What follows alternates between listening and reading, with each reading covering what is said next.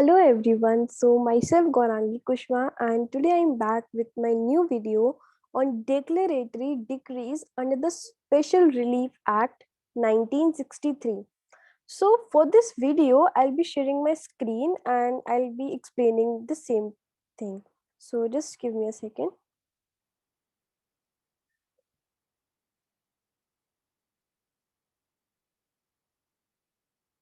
Okay, so let's get started. A declaratory degree is the edict which declares the rights of the plaintiff. It's a binding declaration which under the court declares some existing right in favor of the plaintiff, and declaratory degree existing only when the plaintiff is denied for his rights which the plaintiff is entitled to. After the specific relief act is obtained by the plaintiff against the defendant who denied the plaintiff from his right. According to Section 34 of the Special Relief Act 1963, any person entitled to any legal character or any rights as to any property may institute a suit against any person denying or interested to deny his title to such character or right, and the court may, in its discretion, make therein a declaration that he is so entitled, and the plaintiff need not, in such suit, ask for any further relief. Declaratory decree provision strengthens the plaintiff in case of an even adverse effect so that the attack of the plaintiff cannot weaken his case. And it's mentioned the case of, there's a case law that is Nagarna versus Sivanappa.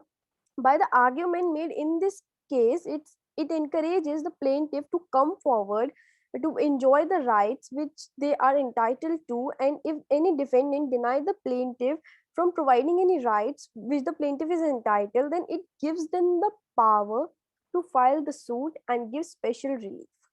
So here are some essentials of a declaratory suit. So the essentials are, the plaintiff at the time of suit was entitled to any legal character or any right to any property. The defendant had denied or was planning or interested in denying the rights of the plaintiff. The declaration asked for should be the same as the declaration that the plaintiff was entitled to a right.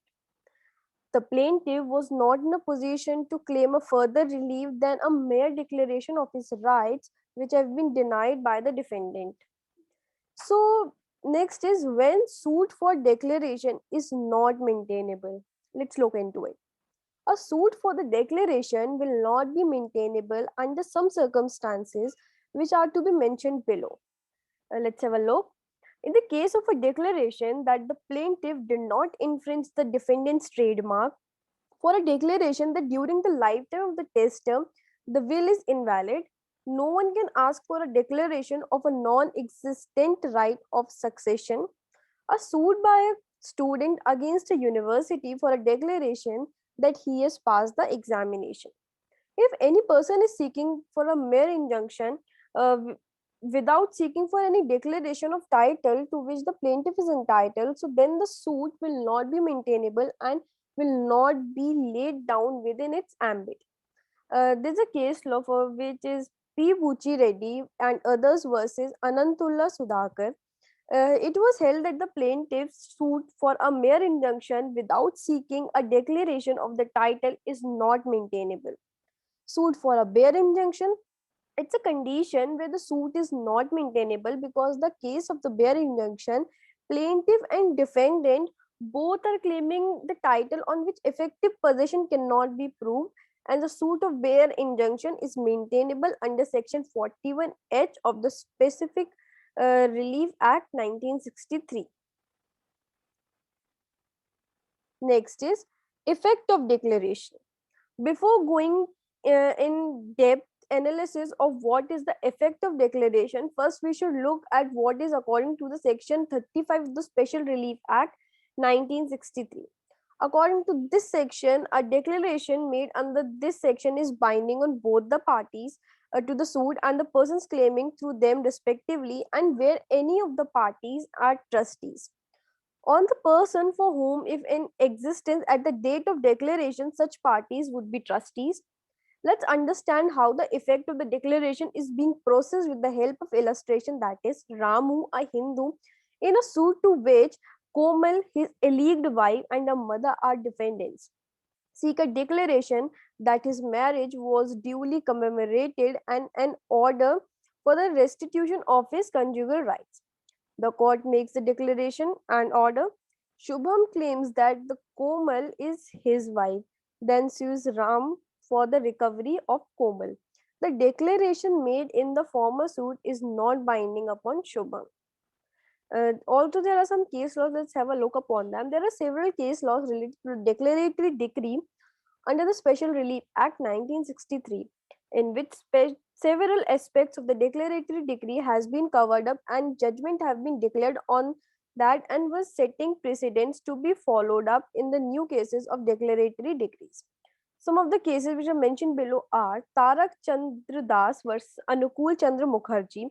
It was held that the court had absolute discretion to refuse the relief if considered the claim to be too remote or declaration if given would be ineffective. In some case, it was observed that the term mentioned above in the article right to property showed that plaintiff should have an existing right in any property, not the mere interest in that property would lead to special relief.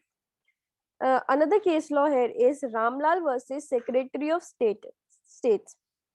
Uh, this case was held that by virtue of Section 35 of the Special Relief Act 1963, a judgment is binding only upon the inter parties, which is not in rem and does not operate as res judicata. No other party who is not the party of the suit does not come under the ambit of Section 35 of the Special Relief Act 1963. By this, let's move forward to the conclusion of this video. A declaratory degree is a provision for which focuses on the rights of the plaintiff and gives immense power to the plaintiff to deal effectively against the defendant. How the court uses the discretionary power, under what circumstances, and other aspects analyzes helps the reader also to analyze and understand the declaratory degree concept in the simplest way.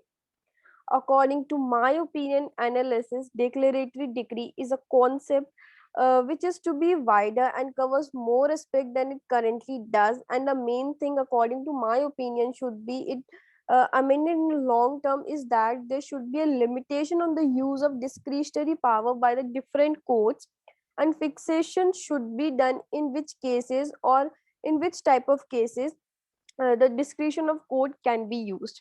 So thank you so much. By this, I end my video here, and I hope that you all have understood well. So thank you so much again. Stay safe and stay healthy.